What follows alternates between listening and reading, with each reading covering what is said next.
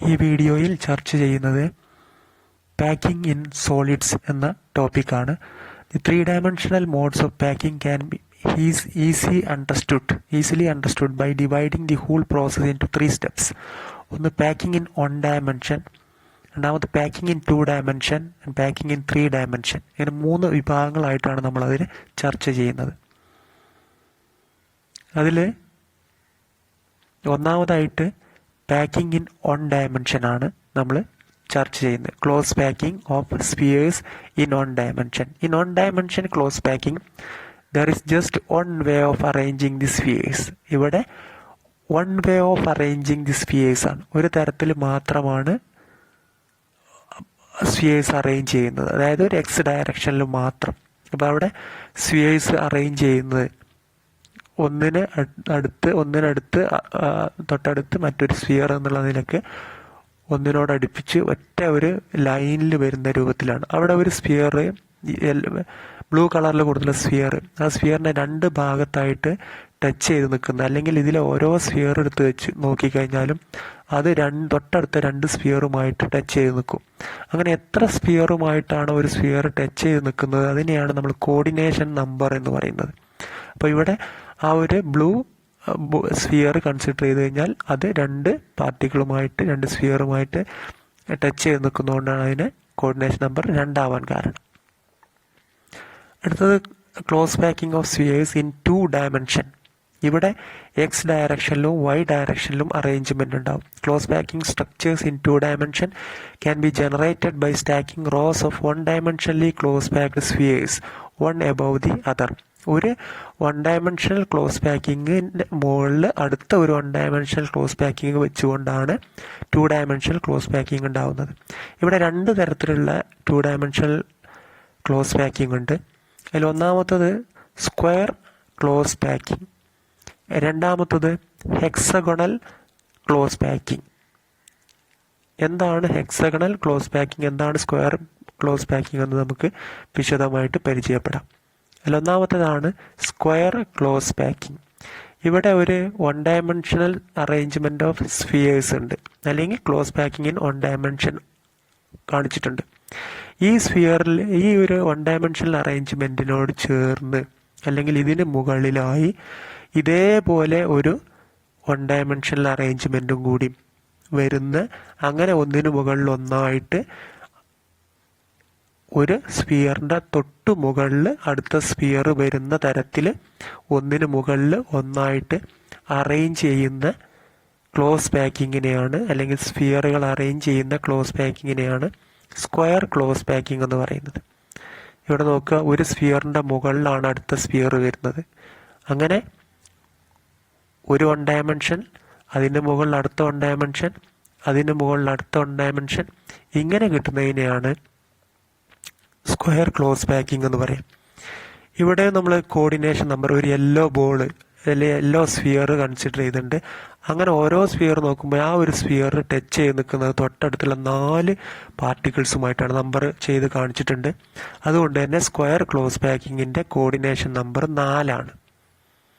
അത് ഏത് സ്ഫിയർ എടുത്തു കഴിഞ്ഞാലും അതിലെ ആ സ്ഫിയർ തൊട്ടടുത്ത 4 സ്ഫിയറുമായിട്ടാണ് ടച്ച് ചെയ്ത് നിൽക്കുന്നത്. അതുകൊണ്ടാണ് അതിൻ്റെ കോർഡിനേഷൻ നമ്പർ 4 എന്ന് പറയാൻ കാരണം. ഇവിടെ നമ്മൾ ഒന്നാമത്തെ റോ എ കൊണ്ടാണ് റെപ്രസെൻ്റ് ചെയ്യുന്നുണ്ടെങ്കിൽ ആ എ റിപ്പീറ്റ് ചെയ്ത് വരികയാണ് ഇവിടെ ചെയ്യുന്നത്, അല്ലെങ്കിൽ ഒരേ 1-dimensional പാക്കിംഗ് തന്നെ അതേപോലെ റിപ്പീറ്റ് ചെയ്ത് വരികയാണ്.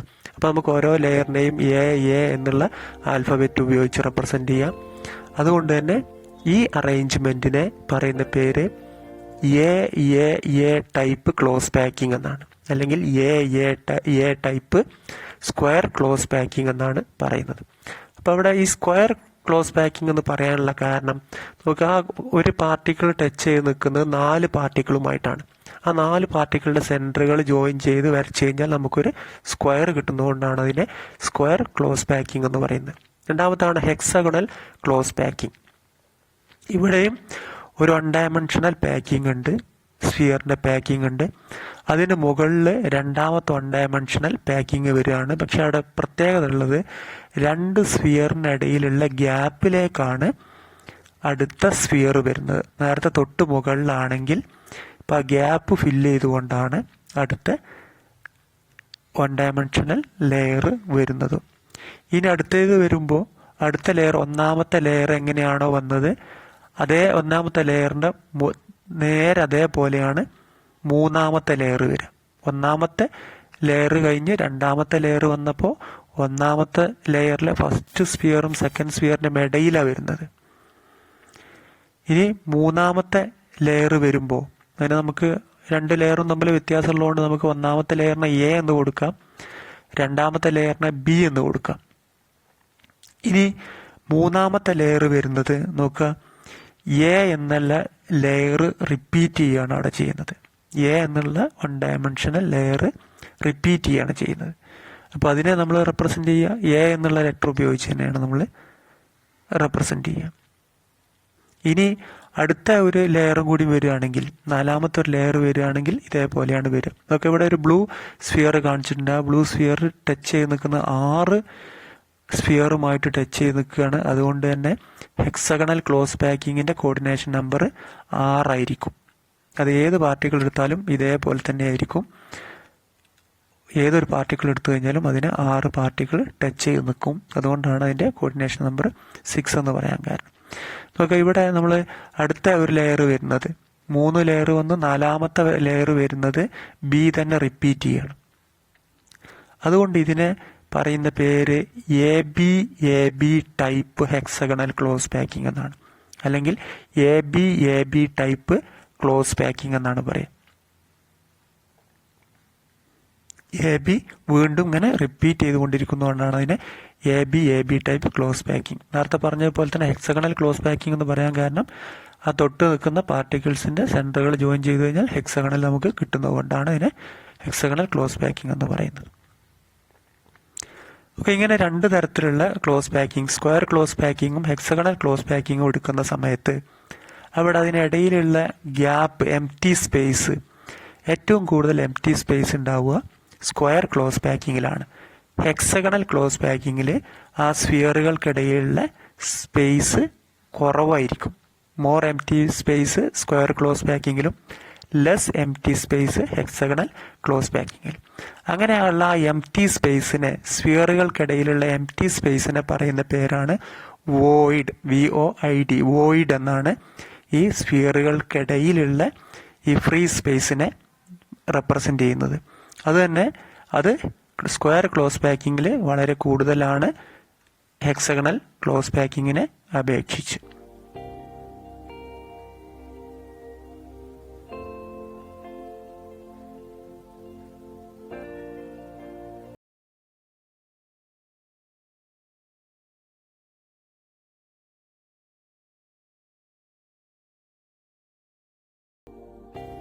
Voids are responsible for decreasing packing efficiency of the solid crystals. അത് നമുക്ക് പാക്കിംഗ് എഫിഷ്യൻസി എന്താണെന്നുള്ളത് നമുക്ക് അടുത്ത ഭാഗത്ത് നമുക്ക് പ്രത്യേകം വിശദീകരിക്കുന്നുണ്ട്. എന്താണ് പാക്കിംഗ് എഫിഷ്യൻസി,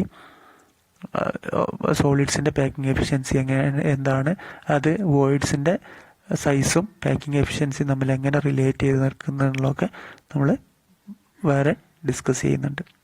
ഇവിടെ നമ്മൾ വോയിഡ്സ്, എന്താണ് വോയിഡ്സ്, അതുപോലെ തന്നെ സ്ക്വയർ ക്ലോസ് പാക്കിങ്ങിൻ്റെയും ഹെക്സഗണൽ ക്ലോസ് പാക്കിങ്ങിൻ്റെയും അറേഞ്ച്മെൻറ്റിലുള്ള വോയിഡിലുള്ള വ്യത്യാസം, ഒന്നിൽ വോയിഡ് കൂടുതലാണ്, മറ്റിൽ വോയിഡ് കുറവാണ്.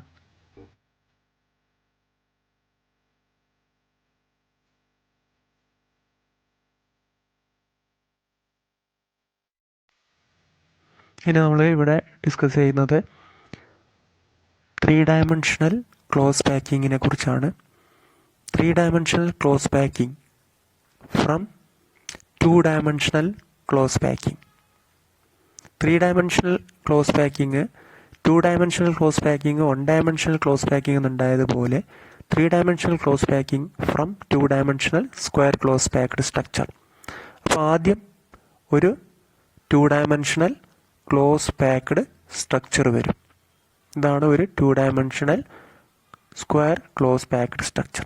അതിന് തൊട്ട് മുകളിലായി അതേപോലെയുള്ള ഒരു 2 dimensional close packed structure arrange ചെയ്യും.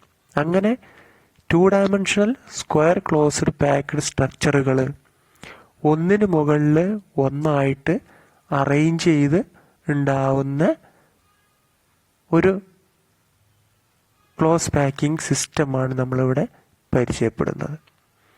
ഓക്കെ, ഇവിടെ 2 ലെയറാണ്. ഇപ്പോൾ രണ്ടും two dimensional square closed packed സ്ട്രക്ചറുകളാണ്. അത് നേരത്തെ പറഞ്ഞതുപോലെ തന്നെ അത് അറേഞ്ച് ചെയ്തത് ഒരു സ്ഫിയറിന് തൊട്ടു മുകളിൽ അടുത്ത സ്ഫിയർ വരുന്ന രൂപത്തിൽ.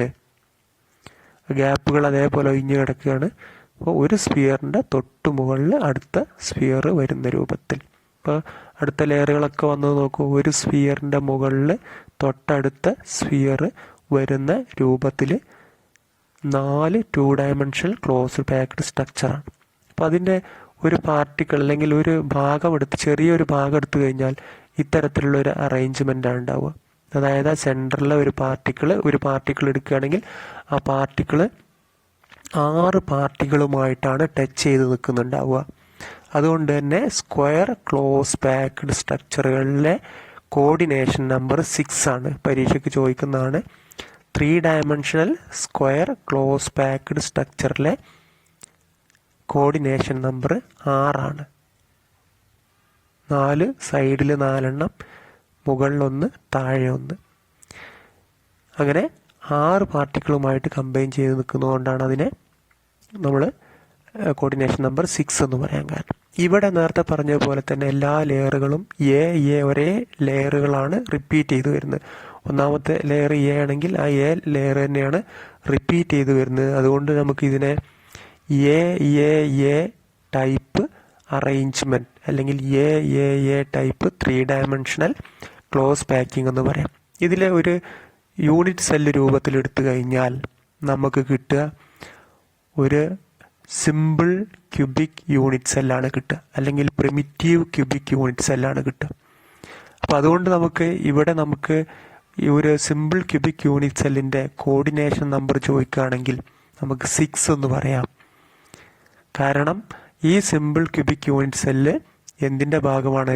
എ ടൈപ്പ് അറേഞ്ച്മെൻറ്റിൻ്റെ ഭാഗമായതുകൊണ്ട്. ദെൻ അടുത്തത് hexagonal close packing. 3 dimensional close packing from hexagonal close packing. ഒരു ഹെക്സഗണൽ ക്ലോസ് പാക്കിംഗ് അല്ലെങ്കിൽ ഒന്നിന് മുകളിൽ ഒന്നായിട്ട് ഹെക്സഗണൽ ക്ലോസ് പാക്കിംഗ് അറേഞ്ച് ചെയ്ത് കഴിഞ്ഞാൽ കിട്ടുന്ന 3 ഡയമെൻഷണൽ ക്ലോസ് പാക്കിംഗ് ആണ് നമ്മൾ പരിചയപ്പെടുന്നത്.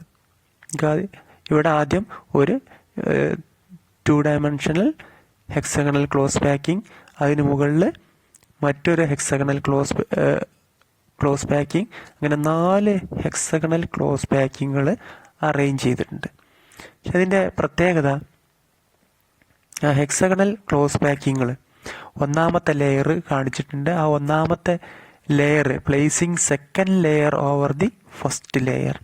അതിൽ ഒന്നാമത്തെ ടൈപ്പ് ഹെക്സഗണൽ ക്ലോസ് പാക്കിങ്ങിൽ നിന്നുണ്ടാക്കുന്ന 3 ഡയമെൻഷണൽ ക്ലോസ് പാക്കിങ്ങിലെ ഒരു വിഭാഗമാണ് പറയുന്നത് placing second layer over the first layer. ഒരു ലെയറിൻ്റെ മുകളിൽ രണ്ടാമത്തെ ലെയർ, ഫസ്റ്റ് ലെയറിൻ്റെ മുകളിൽ സെക്കൻഡ് ലെയർ വെക്കുകയാണ്. അതെങ്ങനെയാണ് വെക്കുന്നത്? ഫസ്റ്റ് ലെയറിൻ്റെ മുകളിൽ സെക്കൻഡ് ലെയർ എങ്ങനെയാണ് വെക്കുന്നതെന്നാണ് നമ്മൾ കാണുന്നത്. നമുക്ക് ആദ്യം ഫസ്റ്റ് ലെയർ വെച്ചു, ഹെക്സഗണൽ ക്ലോസ് പാക്കിങ്ങിൻ്റെ ഫസ്റ്റ് ലെയർ വെച്ചു. ഇനി ആ ലെയറിൻ്റെ മുകളിലോട്ട് അടുത്ത സെക്കൻഡ് ലെയർ വെക്കുകയാണ്. ആ second layer particle by particle ആയിട്ടാണ് അത് വരുന്നത്. എവിടെ നോക്കുക? ആ ഗ്യാപ്പിലാണ് വരുന്നത്. നമ്മൾ ഒരു അടുപ്പിൻ്റെ മുകളിൽ പാത്രം വെക്കുന്നത് പോലെ ഒരു 3 കല്ല് കൂട്ടിയിട്ട് അടുപ്പ് വെച്ചിട്ട് അതിൻ്റെ മുകളിൽ പാത്രം എങ്ങനെ വെക്കുന്നു എന്നതുപോലെ 3 പാർട്ടിക്കിളിൻ്റെ ജോയിൻ ചെയ്യുന്ന ഗ്യാപ്പിൽ അടുത്ത പാർട്ടിക്കിൾ വരുന്ന രൂപത്തിലാണ് രണ്ടാമത്തെ ഹെക്സഗണൽ ക്ലോസ് പാക്കിംഗ് ലെയർ വെച്ചിട്ടുള്ളത്. നമുക്ക് ആ ഗ്യാപ്പ് ഫില്ല് ചെയ്താണ് വെച്ചിട്ടുള്ളത്. ആ ഗ്യാപ്പ് നമുക്ക് കാണാൻ കഴിയില്ല. ആ ഒരു ഗ്യാപ്പ് അടഞ്ഞു പോയിട്ടുണ്ട്. അപ്പുറത്ത് ഉള്ള ചെറിയൊരു ഗ്യാപ്പാണ് നമുക്ക് കാണാൻ പറ്റുന്നത്. ആ 3 പാർട്ടിക്കിളിനിടയിലുള്ള ഗ്യാപ്പ് ഫില്ല് ചെയ്തിട്ടാണ് രണ്ടാമത്തെ ലെയർ വെച്ചിട്ടുള്ളത്.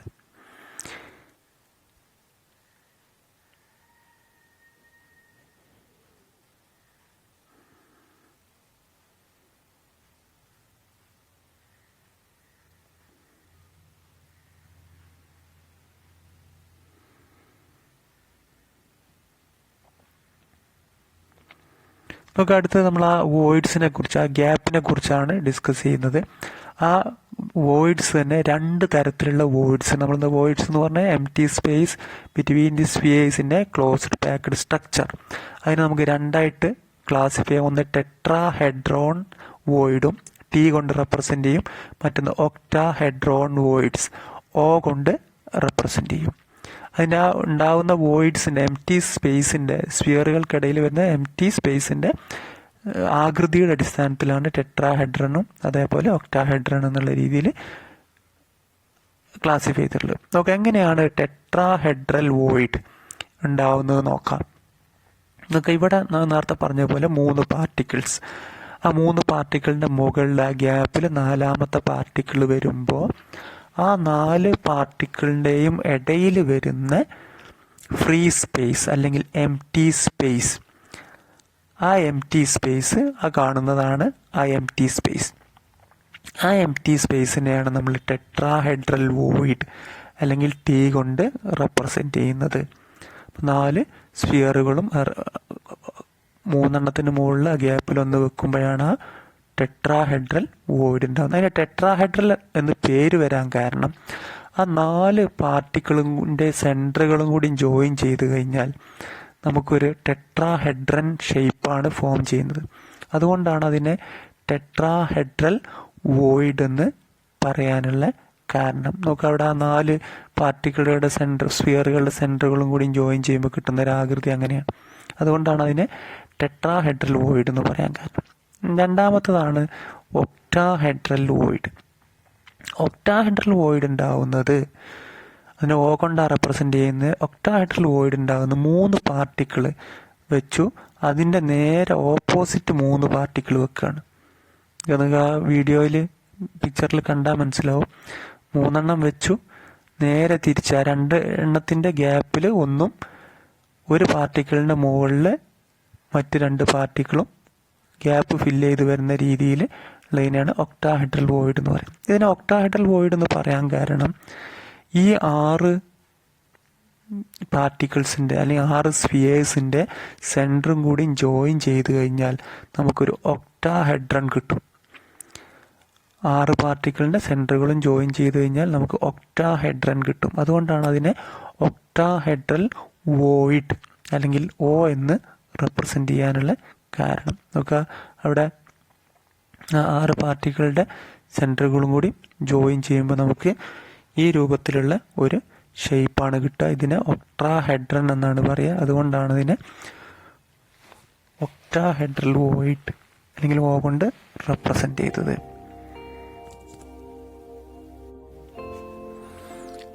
അടുത്തത് വോയിഡ്സിനെ കുറിച്ച് തന്നെയാണ് പറയുന്നത്. In case we need to calculate the number of tetrahedral and octahedral voids in a crystal structure, then just knowing the number of spheres will serve the purpose.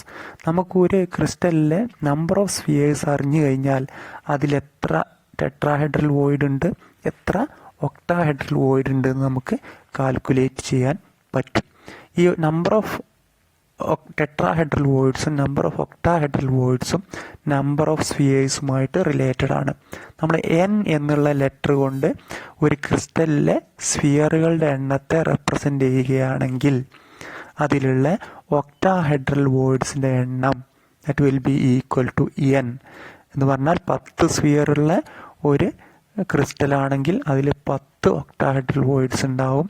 Tetrahedral വോയിഡ്സിൻ്റെ എണ്ണം അത് 2n ഈക്വൽ ആയിരിക്കും.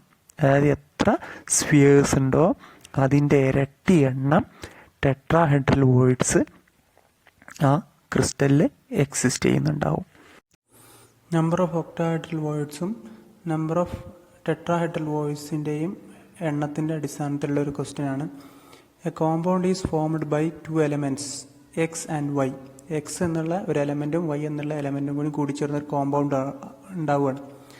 Atoms of the element Y, അവിടെ anion ആണ് Y. Atoms of the element Y make CCP, cubic close packing, and those of the element X as cations. അതായത് Y എന്ന ആനയോണ് CCP structure ഉണ്ടാവുകയാണ്. അതിൽ X എന്നുള്ള element കാറ്റയോണായിട്ട് അതിലുണ്ടാവുന്ന, അതായത് Y element arrange ചെയ്യുമ്പോൾ ഉണ്ടാവുന്ന ഒക്ടാഹെഡ്രൽ വോയിഡിൽ എക്സ് എക്സിസ്റ്റ് ചെയ്യുന്നുണ്ട്. അങ്ങനെയാണെങ്കിൽ what is the formula of the compound? അതാണ് ചോദ്യം. അപ്പം അതിൽ ശ്രദ്ധിക്കേണ്ട ഒരു കാര്യം, അവിടെ ഒക്ടാഹെഡ്രൽ വോയിഡ് ആണ് ഉണ്ടാക്കുന്നത്. വൈ പാർട്ടിക്കിൾസ് ഒക്ടാഹെഡ്രൽ വോയിഡ്സ് ആണ് ഉണ്ടാക്കുന്നത്. അപ്പോൾ number of octahedral voids is equal to n ആണ്. എത്ര പാർട്ടിക്കിൾ ഉണ്ടോ അത്ര ഒക്ടാഹെഡ്രൽ വോയിഡ്സ് ഉണ്ടാക്കും. അപ്പോൾ ഇവിടെ ഒക്ടാഹെഡ്രൽ വോയിഡ്സ് ആണ് ഉണ്ടാക്കുന്നത്. അതുകൊണ്ട് തന്നെ ആ ഒക്ടാഹെഡ്രൽ വോയിഡ്സിലാണ് പാർട്ടിക്കിൾസ് എക്സിസ്റ്റ് ചെയ്യുന്നത്. അതുകൊണ്ട് അതിൻ്റെ ഒക്ടാഹെഡ്രൽ വോയിഡ്സിൻ്റെ എണ്ണം വൈ ആയിരിക്കും. അത്ര എണ്ണം പാർട്ടിക്കിൾസ്, വൈ പാർട്ടിക്കിൾസ് ഉള്ളതുകൊണ്ട് അത്ര എണ്ണം എക്സ് ഉണ്ടാവും. അപ്പോൾ അതെന്ന് പറഞ്ഞു കഴിഞ്ഞാൽ എക്സ് പാർട്ടിക്കിൾസിൻ്റെയും വൈ പാർട്ടിക്കിളിൻ്റെയും എണ്ണം തുല്യമായിരിക്കും. The CCP lattice is formed by the element Y, and the number of octahedral voids generated will be equal to the number of atoms of Y present in it. Since all the octahedral voids are occupied by the atoms of X, their number would also be equal to the element Y. Thus, the atoms of the element X and Y are present in equal numbers or 1:1 ratio. Therefore, the formula of the compound is XY. രണ്ടാമത്തെ question ആണ്, അതുമായി ബന്ധപ്പെട്ട് തന്നെയാണ് മറ്റൊരു question ആണ്. Atoms of the element B form HCP lattice, hexagonal close packed lattice ആണ് B എന്ന element ഉണ്ടാകുന്നത്. And those of the element A occupies 2/3 of the tetrahedral voids. ആ എലമെന്റ്സിൽ ബി ഉണ്ടാക്കുന്ന HCP അറേഞ്ച്മെന്റിൽ ഉണ്ടാക്കുന്ന ടെട്രാഹെഡ്രൽ വോയിഡ്സിന്റെ 2/3 ഭാഗം, 2/3, 3/2 ഭാഗം ടെട്രാഹെഡ്രൽ വോയിഡ്സ് എ ഓക്യുപ്പൈ ആണ്. അങ്ങനെയാണെങ്കിൽ what is the formula of the compound formed by the elements A and B? എയും ബിയും കൂടി ചേർന്നുണ്ടാവുന്ന കോമ്പൗണ്ടിന്റെ ഫോർമുല എന്തായിരിക്കും? ഒരു കാര്യം മാത്രമാണ് ഇവിടെ മനസ്സിലാക്കേണ്ടത്, ബി ആണ് ടെട്രാഹെഡ്രൽ വോയിഡ്സ് ഉണ്ടാക്കുന്നത്. നമുക്കറിയാം ടെട്രാഹെഡ്രൽ വോയിഡ്സിന്റെ എണ്ണം that is equal to 2n, അല്ലെങ്കിൽ ഇവിടെ പറയുകയാണെങ്കിൽ 2b. അപ്പോൾ അത്ര എണ്ണം ടെട്രാഹെഡ്രൽ വോയിഡ്സ് ഉണ്ടാകും. അപ്പോൾ ആ ടെട്രാഹെഡ്രൽ വോയിഡ്സിൽ അങ്ങനെ ഉണ്ടാവുന്ന ബി എത്ര എണ്ണം ഉണ്ടോ അതിൻ്റെ ഇരട്ടി എണ്ണം ടെട്രാഹെഡ്രൽ വോയിഡ്സ് ഉണ്ടാവും. ആ ടെട്രാഹെഡ്രൽ വോയിഡ്സിൻ്റെ 3/2 ഭാഗം മാത്രമാണ് എ കൊണ്ട് ഫില്ല് ചെയ്യുന്നത്. അങ്ങനെയാണെങ്കിൽ അതിൻ്റെ ഫോർമുലയാണ് ചോദിച്ചത്. Answer, the number of tetrahedral voids formed is equal to twice the number of atoms of element B. B ആണ് ഇവിടെ ഉണ്ടാക്കുന്നത്, അതുകൊണ്ട് ബിയുടെ ഇരട്ടി വോയിഡ്സ് ഉണ്ടാക്കും. Only 2/3 of these are occupied by the atoms of the element A. A അവിടെ ഉണ്ടാക്കുന്ന tetrahedral വോയിഡ്സിലെ 3/2 ഭാഗം മാത്രമാണ് ഫില്ല് ചെയ്യുന്നത്. ഹെൻസ് അതുകൊണ്ട് the ratio of the number of atoms A and B is 2 × 2/3:1 എന്ന് പറഞ്ഞു കഴിഞ്ഞാൽ ബി എന്ന ഒരു ആറ്റത്തിൻ്റെ സ്ഥാനത്ത്, അല്ലെങ്കിൽ ബി ഒന്നായിട്ട് എടുക്കുകയാണെങ്കിൽ ഉണ്ടാവുന്ന ടെട്രാഹെഡ്രൽ വോയിഡ്സ്, ബി ഒന്നായിട്ട് എടുക്കുകയാണെങ്കിൽ അവിടെ ഉണ്ടാവുന്ന ടെട്രാഹെഡ്രൽ വോയിഡ്സിൻ്റെ എണ്ണം 2 ആയിരിക്കും. അതായത് ട്വൈസ്, അതിൻ്റെ ഇരട്ടി ആയിരിക്കും, 2n. അതിൻ്റെ ഇരട്ടിയുടെ 3/2 ഭാഗം മാത്രമേ ആര് എക്സിസ്റ്റ് ചെയ്യുന്നുള്ളൂ? എ എക്സിസ്റ്റ് ചെയ്യുന്നുള്ളൂ, അല്ലെങ്കിൽ ഒക്യുപ്പൈ ചെയ്യുന്നുള്ളൂ. അതുകൊണ്ട് നമുക്ക് എങ്ങനെ എഴുതാം? 2 × 2/3:1. 2 × 2/3 എന്ന് പറഞ്ഞാൽ 4/3:1. 4/3:1 എന്നുള്ളതിനെ നമുക്ക് 3 കൊണ്ട് മൾട്ടിപ്ലൈ ചെയ്ത് കഴിഞ്ഞാൽ 4:3 എന്ന് കിട്ടും. എന്ന് പറഞ്ഞു കഴിഞ്ഞാൽ A4ഉം B3ഉം, A4B3 എന്നുള്ളതാണ് അതിൻ്റെ ഫോർമുല, അല്ലെങ്കിൽ ആ കോമ്പൗണ്ടിൻ്റെ കോൺസ്റ്റന്റ് പാർട്ടിക്കിൾസിൻ്റെ റേഷ്യോ 4:3. അതിൻ്റെ ഫോർമുല A4B3 എന്നാണ് വരുന്നത്. നമ്മൾ ഈ വോയിഡ്സിനെ കുറിച്ച് ഇവിടെ പറഞ്ഞത് ഈ അടുത്ത placing third layer over second layer. നമ്മൾ ഫസ്റ്റ് ലെയർ വെച്ചു, സെക്കൻഡ് ലെയർ വെച്ചു. ആ സെക്കൻഡ് ലെയർ വെച്ച സമയത്തുണ്ടായിരുന്ന വോയിഡ്സിനെ കുറിച്ച് നമ്മൾ പറയാൻ കാരണം ഇനി സെക്കൻഡ് ലെയറിൻ്റെ മുകളിൽ നമ്മൾ തേർഡ് ലെയർ വെക്കാൻ പോവാണ്.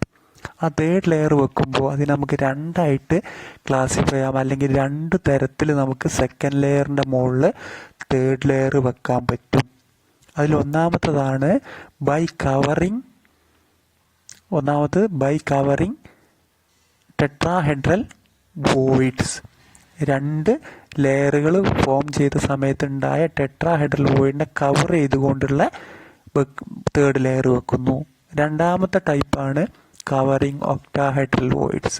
അവിടെ രണ്ട് ലെയറുകൾ ഫോം ചെയ്യുന്ന സമയത്തുണ്ടായിട്ടുള്ള ഒക്ടാഹെഡ്രൽ വോയിഡിനെ കവർ ചെയ്ത് തേർഡ് ലെയർ വെക്കുന്നു. അതിലാദ്യം കവറിങ് ടെട്രാഹെഡ്രൽ വോയിഡ്സ്, അല്ലെങ്കിൽ placing third layer over second layer by covering tetrahedral void. ഇപ്പം നേരത്തെ കാണിച്ചിട്ടുള്ള രണ്ട് പാർട്ടിക്കിളാണ്, ഇതിൽ രണ്ട് ലെയറുകളാണ്. ആ ലെയറുകളിലുള്ള ടെട്രാഹെഡ്രൽ വോയിഡാണ് നമ്മൾ കണ്ടത്. ആ ടെട്രാഹെഡ്രൽ വോയിഡിനെ കവർ ചെയ്തുകൊണ്ട് അടുത്ത ലെയർ വരികയാണ്. ആ ടെട്രാഹെഡ്രൽ വോയിഡിലാണ് ഓരോ പാർട്ടിക്കിളും വരുന്നത്, അല്ലെങ്കിൽ ടെട്രാഹെഡ്രൽ വോയിഡിനെ കവർ ചെയ്തുകൊണ്ടാണ് അടുത്ത ലെയർ, തേർഡ് ലെയർ വരുന്നത്. അപ്പം ഇത് പറയാൻ വേണ്ടിയാണ് നമ്മൾ മുൻകൂട്ടി അവിടെ വോയിഡ്സിനെ കുറിച്ചും കാര്യങ്ങളൊക്കെ നമ്മൾ ഡിസ്കസ് ചെയ്ത് പോയത്. ഇപ്പോൾ ഇവിടെ നോക്കുക, ഓരോ ലെയറും ഒന്നാമത്തെ ലെയർ വെച്ചു, നേരത്തെ കാണിച്ചതാണ്. രണ്ടാമത്തെ ലെയർ വെച്ചു. മൂന്നാമത്തെ ലെയറിൻ്റെ പ്രത്യേകത നമുക്ക് ഇവിടുന്ന് കാണാൻ പറ്റും. ഒന്നാമത്തെ ലെയറിൻ്റെ അതേപോലെ തന്നെയാണ് മൂന്നാമത്തെ ലെയർ.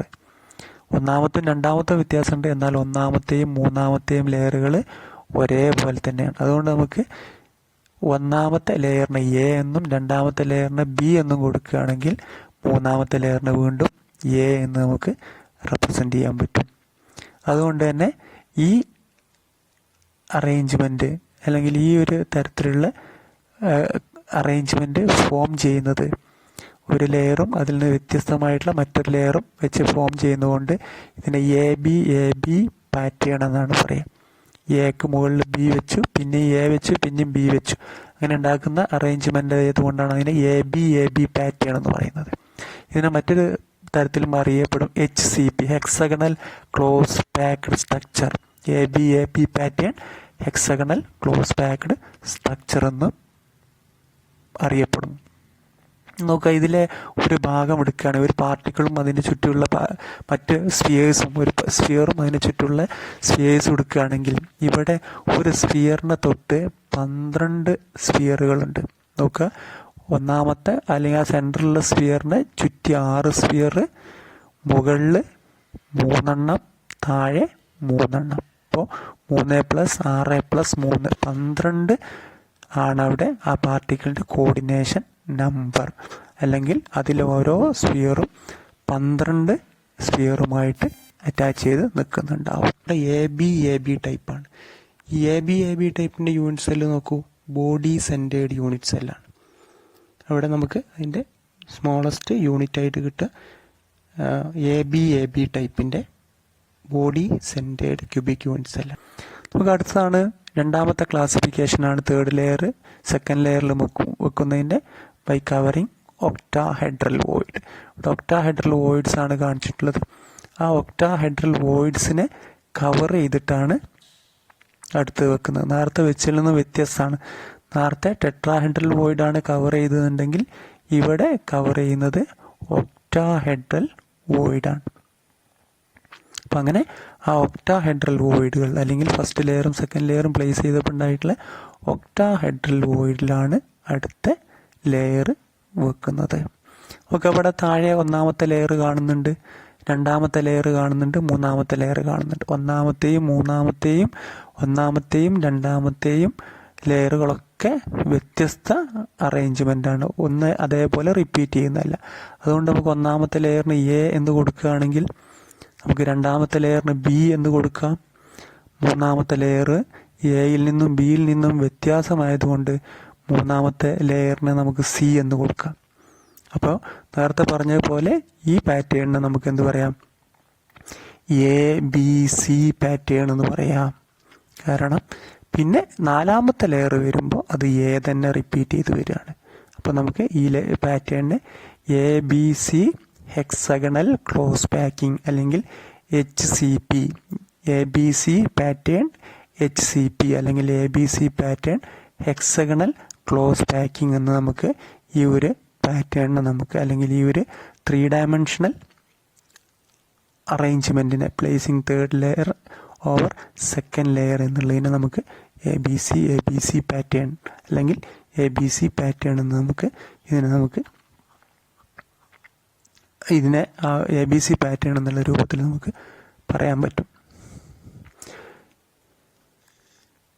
ഇതിനെ നമ്മൾ ക്യൂബിക് ക്ലോസ് പാക്ഡ് സ്ട്രക്ചർ അല്ലെങ്കിൽ CCP അല്ലെങ്കിൽ ഫേസ് സെൻറ്റേർഡ് ക്യൂബിക് സ്ട്രക്ചർ എന്നാണ് പറയാം, FCC. അപ്പോൾ ഇവിടെ FCC നമ്മളിതിൻ്റെ കോർഡിനേഷൻ നമ്പർ പറഞ്ഞപ്പോൾ നേരത്തെ കണ്ടു, ഒരു പാർട്ടിക്കിൾ എടുത്തു കഴിഞ്ഞാൽ അതിനെ 12 പാർട്ടിക്കിൾ കവർ ചെയ്ത് നിൽക്കും. അതുകൊണ്ട് തന്നെ ഇവിടെയുള്ള FCCയിലെ coordination number, face centred cubic ക്രിസ്റ്റലിൻ്റെ കോർഡിനേഷൻ നമ്പർ ചോദിച്ചു കഴിഞ്ഞാൽ നമുക്ക് 12 പരീക്ഷയ്ക്ക് ചോദിക്കുന്നതാണ്. FCCയുടെ കോർഡിനേഷൻ നമ്പർ 12. 12 വരുന്നത് നേരത്തെ കാണിച്ചതാണ്. ആ ഒരു പാർട്ടിക്കിളിനെ കവർ ചെയ്ത് 6 താഴെ 3 മുകളിൽ 3.